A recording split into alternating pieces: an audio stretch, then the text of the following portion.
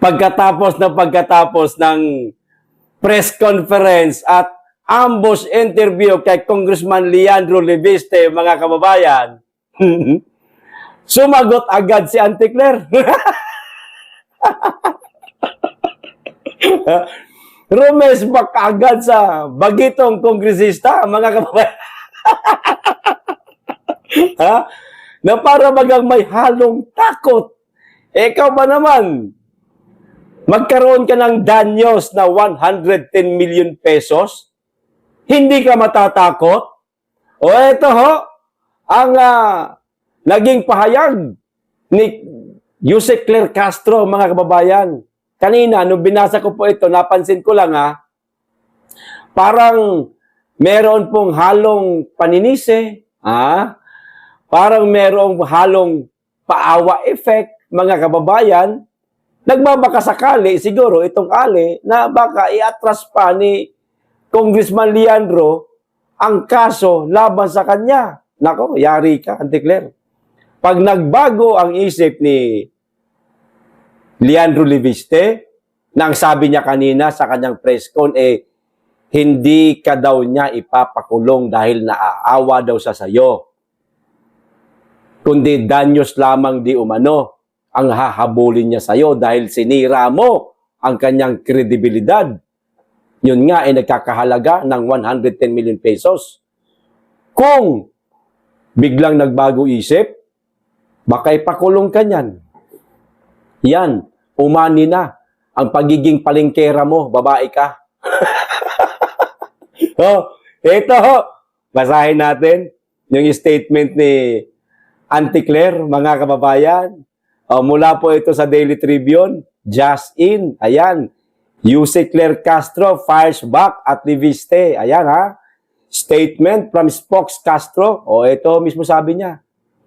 I have not yet received the copy of the complaint filed by Congressman Leviste. Relax lang. Maya-mayang kaunti. Di kaya bukas ng umaga.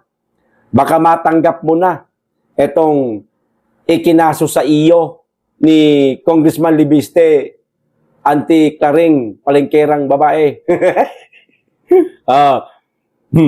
Pero, ang response ko sa ngayon ay ayon lamang muna sa kanyang interview. Ito yung sabi ni Claring Ang response daw niya po muna, mga kababayan, batay lang doon sa interview ni Congressman Leviste at maging doon siguro sa kanyang isinagawang press con. Eto na. Nagsisimula na. Inamin ni Congressman Leviste sa isang interview na ang source ng di umano'y pagbebenta ng company na may franchise ay galing kay Ombudsman.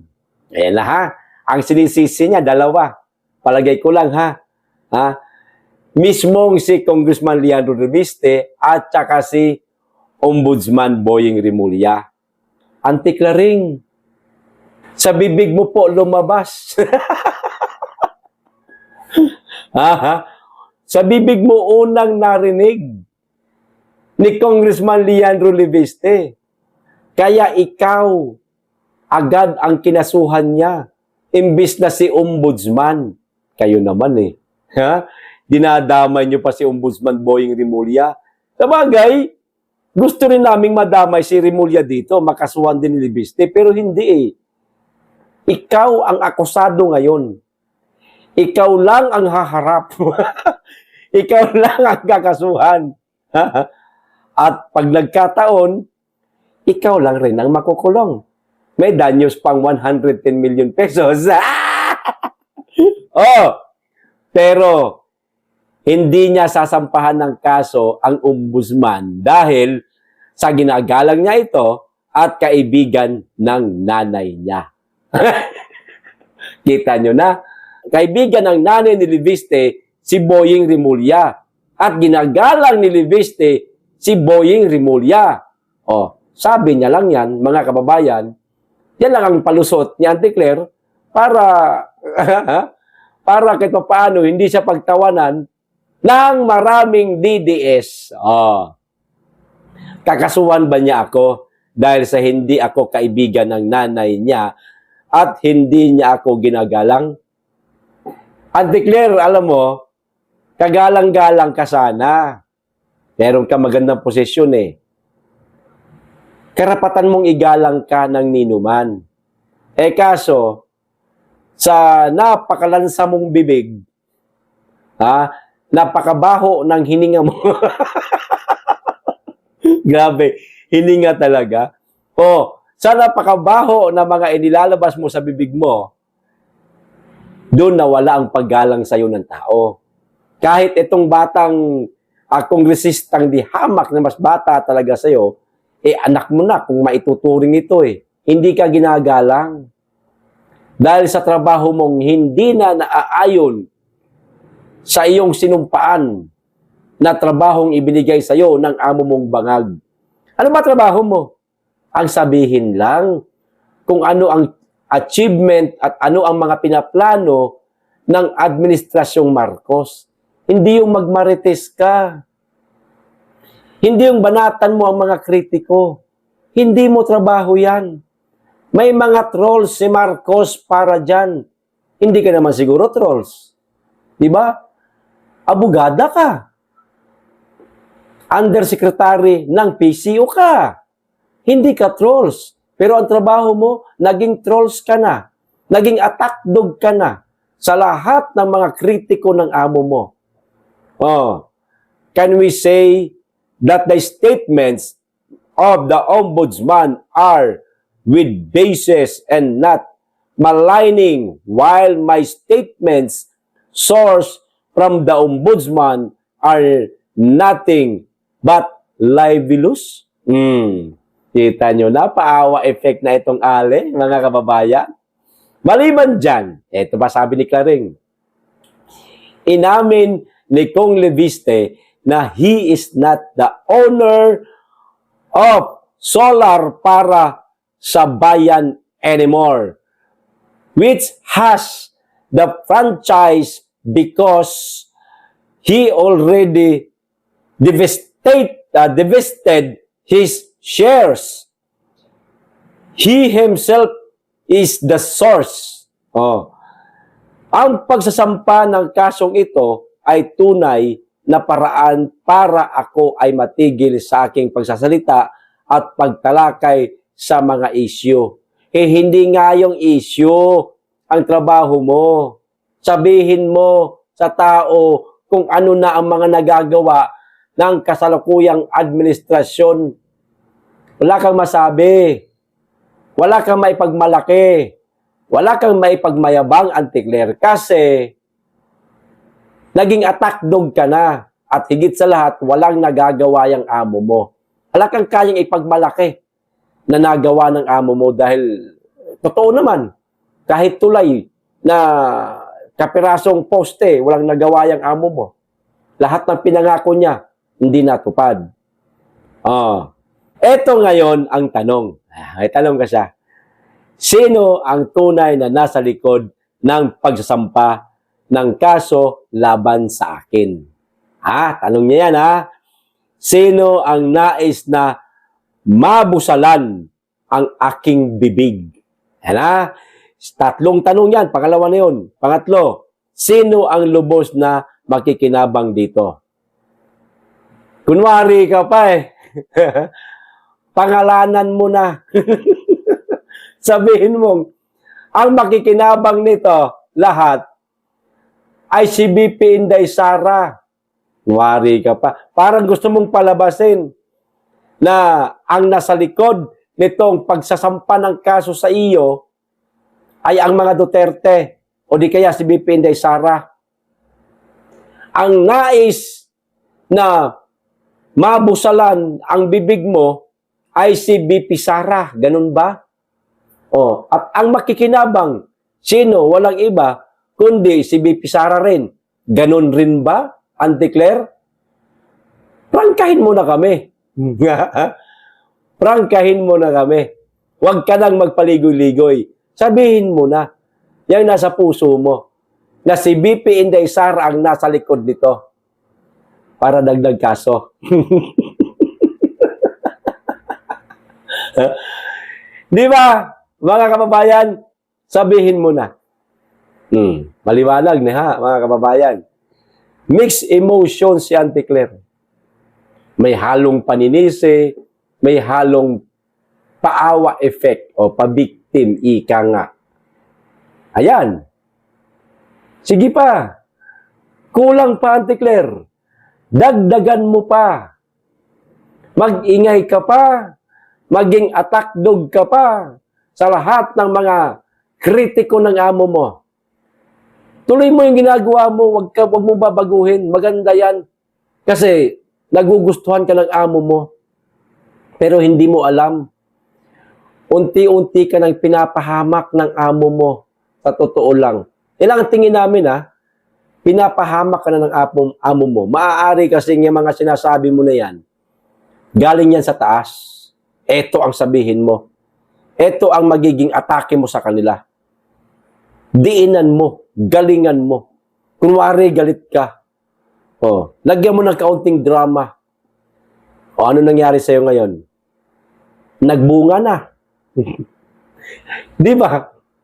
Nagbunga na, Auntie Claire. Yan ang napapala ng isang gabinete na walang ibang hinangad kundi kapangyarihan at hindi na nagtatrabaho ng maayos. Hinayaan mo sarili mong maging attack dog ka, alang-alang sa totoo naman may pera naman talaga kayo dyan Yung sweldo ba? Hindi ba pera yan? Di ba, mga kababayan? Siyempre, may mga bonus pa yan. Di natin alam, baka meron pang mga pakimkim yan. Gaano kaya kalaki? Di bali na. Kayang-kaya mong bayaran yung 110 million pesos. Barya lang sa'yo yan. Mag-abot na lang kayo ni Congressman Leandro Leviste sa korte nang makita natin ang galing mo. Kami, nakaantabay lang kung ano ang magiging hatol sa'yo ng korte. Kung ikaw mapapatunayan na nagkasala nga, oo, hindi ka ipapakulong ni Leandro, pero pwede magbago yan. Pero, yung danyos mo na napakalaking halaga, 110 million pesos, siguro naman, napakabigat niyan para sa'yo. Kunti na lang kulang. 15 million na lang. 125 million na. Kasing laki ng halagang ibinibintang nyo kay Inday Sara na confidential fund na di umano'y ibinulsa niya. Ang tawag dyan, Auntie Claire, gaba. Opo, gaba. Ayos! Ito po, may isang balita, mga kababayan. Tungkol pa rin po ito kay Ralph Recto. Alam na po natin, mga kababayan, na itong si Ralph Recto ay kinasuhan na. Di ho ba? Nung isang araw pa lang, nung isang linggo pa lang yan, pumutok na yung balita na yan. Di ho ba, mga kababayan? Alamin po natin kung sino-sino po itong mga nagkaso dito kay Ralph Recto, mga kababayan. Ano ho? Alamin ho natin. Kasi, kung isang, halimbawa, sabihin natin na mga kritiko lang ng presidente, kritiko ng mga gabinete ng presidente lamang ang nagkaso kay Ralph Recto, posibleng mabasura pa. Pero ito, sa tingin ko, malabo itong mabasura, mga kababayan. Siguradong makakalaboso ho rito si Ralph Recto. Mas lalo na pag kumilos pa ang lahat ng mga benepisyaryo ng PhilHealth. Magkaisa lahat ng miyembro ng PhilHealth at idemanda, kasuhan, yang si Ralph Recto. Kalaboso talaga yan. Kasi tungkol pa rin po ito sa PhilHealth na mula po sa pondo ng PhilHealth, kinuha nila, inilipat po sa National Treasury. Di bagay pera ho yan na lahat ng mga miyembro ng PhilHealth. Kapag siya kinasuhan ng miyembro ng PhilHealth, mananagot talaga sa batas ito si Ralph Recto. So ito, Lander, Grap versus Recto. Maikli lang basahin ko para mapadali ho tayo at maintindihan naman po natin kaagad ito eh. O former Finance Secretary Ralph Recto and former Philippine Health Insurance Corporation President Emmanuel Ledesma Jr. are facing criminal and administrative complaints over the controversial transfer of 60 billion in PhilHealth Reserve Fund to the National Treasury. Yun po yun. Dalawa po ang kinasuhan, hindi lamang si Recto, kundi kasama si Emmanuel Ledesma Jr. No, ito na. The complaints were filed Thursday, January 15, before the Office of the Ombudsman by a group of group of lawyers. Rodel Taton, the complainants accused Recto and Ledesma of technical malversation, grave misconduct, plunder, and violations of the Anti-Graft and Corruption Practices Act and connection with the fund transfer, mga kababayan. Ulitin ko, grupo daw po, mga kababayan, ng mga lawyers and doctors. Ayan, sorry, hindi ko nabasa yung doctors, nakalimutan ko. Grupo ng mga abogado at ng mga doktor, led by lawyer Rodel Taton. The complainants, siya po ang complainants nitong lahat, mga kababayan, si lawyer Rodel Taton. Kasama niyo po ang mga iba pang mga abogado at ang mga doktor.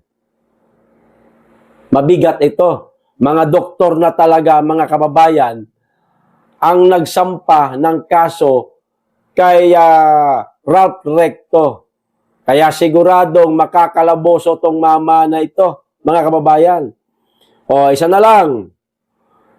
In their filing, the group argued that the move violated in existing laws governing the use of PhilHealth funds, asserting that the reserves were diverting to finance programs not especially appropriated by law. Naku po, napakabigat nito. Kita nyo na. Lagot ka, Ralph Recto! Pero ang nasa isip ko, mga kababayan, si Auntie Claire pa rin, si Ralph Recto na pala. Gandang labanan nito. Iniisa-isa na, mga kababayan, ang mga gabinete ng Bangag Administration. Kasi kayo maglilingkod lang kayo di umano sa taong bayan, sa bangag pa, na merong mali-mali kung magdesisyon. Bangag din kung magdesisyon. Ano nangyari sa inyo? Yan ang pala ninyo. Hindi kayo naglilingkod ng maayos Hindi kayo nagtatrabaho ng maayos. O di, nagbunga din. Lahat ng mga ginagawa ninyong kabulastugan. Di ba kabulastugan na matatawag yung nananahimik yung pondo ng PhilHealth, tapos pinakialaman, ilalagay o inilipat sa National Treasury? Saan gagamitin yun? Nakakaduda. Pera yan ng mga miyembro ng PhilHealth. Hindi dapat yan kinukuha. Dahil anumang oras, gagamitin yan. Hindi lang araw-araw, baka nga oras-oras pa, ng mga miyembro ng PhilHealth. Kung mabangkarote yung PhilHealth, paano na yung ating mga kababayan na umaasa dyan? Maraming mga kababayan natin dyan na walang-wala talaga sa buhay, umaasa sa PhilHealth. Mabangkarote dahil sa ginawa ninyo. Tama ba yung ginawa ninyo? Kaya, nararapat na kayo ay makalabuso. Good luck. Ralph Recto, tawagin mo na lahat ng santo. Para wag kang makalaboso. Ang problema lang ho natin ngayon, mga kababayan, sana ang batas, sana ang hustisya, kumiling po sa tama. Tandaan po ninyo, lahat ng ginagawa na hindi maganda nitong Marcos administration, may katapusan po yan. May katapusan po yan. Ngayon, kapag hindi po kayo kumiling sa tama, maaaring pati kayo mabalikan pagdating ng araw. Oo, hindi ngayon. Pero pagdating ng araw, maaari. Di po ba? O, ito pa isang balita, mga kababayan. Tungkol po ito sa ICI na nabubulok na. Hindi pa man din sumisikat, nalaos na agad. Ha? Ito ho yung paliwanag nila, mga kababayan, doon sa sinabi ni Amy Marcos na itong Pebrero, unang araw ng Pebrero, di umano, madidisband sila. Ha? Hindi po yata katanggap-tanggap sa kanila yung salitang disband. No? Kaya nagpaliwanag, nagpalusot na agad sila. O ito sabi, pansamantalang hindi muna makakapagpatuloy ng operasyon ang Independent Commission for Infrastructure o ICI matapos magbitiw sa pwesto ang dalawa nitong commissioner noong December 2025. Ano daw sabi? Sandali. Pansamantala lang po ito. Hindi muna kami mag-ooperate, ha? Palusot. Isarado nyo na yan. Anak na, nahiya pa kayo. Wala na ba kayo silbi? Inutil naman kayo eh. Lumayas na nga yung dalawang commissioner. Di pa kayo nakakahalata? Matatalino yung mga lumayas na yun eh. Yung mga natitira ngayon dyan, kayo yung mga bugok. Isara nyo na. Walang silbi. Unang kumalas, eto na, si dating Commissioner Babe Singson, noong Disyembre 15, 2025. At sinundan naman ito noong Disyembre 31, 2025 ni dating Commissioner Rosana Fajardo, mga kababayan, no? 15 days lang ang pagitan, nagsilayasan yung dalawang commissioner. O dahil dito, tanging si ICI Chairperson Justice Andres Reyes Jr. na lamang ang natitirang miyembro ng komisyon. Andres Reyes, ano bang ginagawa mo dyan, sir? Kapito ko? Ha? Sabagay, kahit walang ginagawa o walang operation ang ICI, baka tuloy-tuloy pa rin po yung sweldo ninyo. Sir, tuloy-tuloy pa rin po ba? Yung sweldo ninyo, kahit na pakuya-kuya-kuy lang kayo sa bahay ninyo, abahayahay. Pera po namin yan. Pera po yan ng mga taxpayer. Wala naman kayong trabaho eh. Umalis ka na din. Mismong ICI na ang may sabi. Pansamantalang ititigil muna nila ang operasyon. Ano pang ginagawa mo? Mag-resign ka na, Andres Reyes. Nakakahiya na yan sa taong bayan. Wala ka na trabaho. Wala ka na karapatan para manatili sa ICI. Huwag mo nang tagalan. Huwag mo nang paabutin ng Pebrero. Umalis ka na rin sa ICI. Mag-resign ka na rin. Iwas ka pa sa kahihiyan. Higit sa lahat, iwas ka rin sa sumpa. Kita mo yung mga kasamahan mo. Mga gabinete ni Marcos. Inuunti-unti na. Ha? Hahayaan mo bang dumating sa'yo yan? Nako, mahirap na, sir. Baka isang araw magulat ka na lang. Sana. Nakinig ako sa payo ni PL.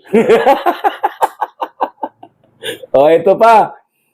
Sa inilabas na statement ng ICI ngayong araw, Enero 16, 2026, batay sa Executive Order o EO number 94, kinakailangang may 3 miyembro ang komisyon at mayorya ang kailangan upang makapaglabas ng opisyal na aksyon. Kita nyo na? Sa ngayon iisa na lang natitira, si Andres na lang. Kinakailangan pala mayroong 3 miyembro ang komisyon na mayorya. Paano yan? Hindi mo napapansin, Sir Andres Reyes, hindi na po naglalagay ng panibagong tauhan si President Bongbong Marcos sa ICI? Hindi niyo ba napapansin? Huwag niyo pong hayaang tawagin kayong kapito ko. Bakit hindi na po naglagay si Marcos ng panibagong kapalit nung 2 komisyoner na umalis? Kasi plano niya na talagang ipatigil ang ICI. Ikaw nariyan ka pa rin. Nakakapito ko ka pa rin sa ICI. Lumayas ka na. Nakakahiya ka na. Ikaw rin, madadamay pamilya mo sa kahihiyan, pati anak mo, mabubuli sa eskwelahan dahil sa kahihiyan. Lumayas ka dyan sa ICI, sasaluduhan ka pa namin. At totoo lang, walang silbi yan Nag-aaksay lang ng pera yan Pag-aaksay lang ng pondo yan. Pinupunduhan ni Marcos, saan galing yan? Sa bulsa niya ba? Hindi. Sa kaba ng bayan. Pinupundahan niya yung isang komisyon na wala namang silbi, inutil, nilayasan pa ng 2 komisyoner. Di ba? Ito pa isang balita. Huli, mga kababayan. Iko-congratulates lang po natin si Congressman Tevez dahil dito sa naging desisyon ng Regional Trial Court, mga kababayan. Ito, basahin na agad natin. Arne Tevez, iba pa, pinawalang sala sa 2019 gurguran case di umano. Yan, hindi ko na lang babasahin po yung eksakto kasi bawal po yan kay YouTube. Pinawalang sala ng Manila Regional Trial Court Branch 15 si dating Negros Oriental Representative Arne Tevez sa 2 iba pa sa kasong gurgur, ayan, gurgur, tegi, kaugnay sa paggurgor sa probinsya noong 2019, mga kababayan. Ito, lilinawin lang po natin Iba po itong kaso na ito kung saan napawalang sala si Congressman Arne Tevez, mga kababayan. Iba po ito. Hindi po ito yung tungkol sa digamo. Yan. Iba ho ito. Okay? Isa po ito sa mga ipinaratang sa kanya. Mabuti naman at nalusutan niya. Napawalang sala siya rito. So, sa ngayon, kung hindi ako nagkakamali, ang kinakaharap na lang ni dating Congressman Arne Tevez na kaso, mga kababayan, yung tungkol na lamang po sa digamo. Nag-iisa na lang. Awa ng Lord, mga kababayan, maaaring mapawalang sala rin si Congressman Arne Tevez sa digamo case na yan. Mag-aantabay lang po tayo. Pero sa ngayon, itong kasong ito na napawalang sala sa kanya, maganda na ito, magandang progreso ito sa kasong mga isinampa sa kanya, mga aligasyon. Maganda itong proseso na ito. Dahil talagang kumikiling sa tama ang batas, ang hustisya. Napawalang sala si Arne Tevez. Congratulations po sa inyo, dating Congressman Arne Tevez. Katulad nyo po, si FPRRD, si Pastor Apollo C. Kibuloy. Sino pa nga yung isang pulis na kinontempt din sa kamara na kalaunan inilipat na talaga sa kulungan. Kinulong pero hindi binibigay yung sweldo. Hindi pa naman siya sinisibak. Pero hindi pinasisweldo. Apektado yung pamilya niya. Pang-araw-araw ng pamilya niya. Sino nga yun? Nakalimutan ko na. Paki-comment na nga lang dyan, mga kababayan. Isa po kayo dyan. Dating Congressman Arne Tevez, ginipit lang rin po kayo. Naiintindihan po namin kayo. Kasi hindi ho kayo sumasang-ayon sa bangag na administrasyong ito. Katunayan nga, Congressman Arnie Teves, nakasubaybay kami sa iyo. Napapanood namin lahat ng mga pasabog mo na di umano tungkol sa mga shabuyas na yan. Ha? Tungkol sa shabuyas na kinanta ninyo na di umano'y sangkot itong mga nasa bangag administration, lalong-lalo na yung mismong bangag. Oh. Di ba? Napanood natin yung mga kababayan na pasabog niya ni Teves. Di ba? O yan.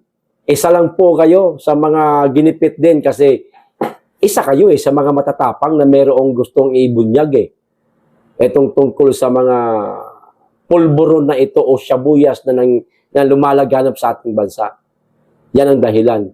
Saludo kami sa iyo, sir. Congratulations. Saludo kami sa tapang mo at congratulations dahil nalagpasan mo itong itong matagal ng akusasyon sa inyo. Sana yung tungkol naman sa Digamo case ang malusutan ninyo para makabalik na po kayo sa inyong lugar at makatakbo ulit kayo sa pagkasenador. Mapaglingkuran mo po ulit ang inyong mga kababayan. Okay, hanggang dito lang. Maraming salamat. Mag-iingat kayo lagi at higit sa lahat, mahalin natin ang Pilipinas.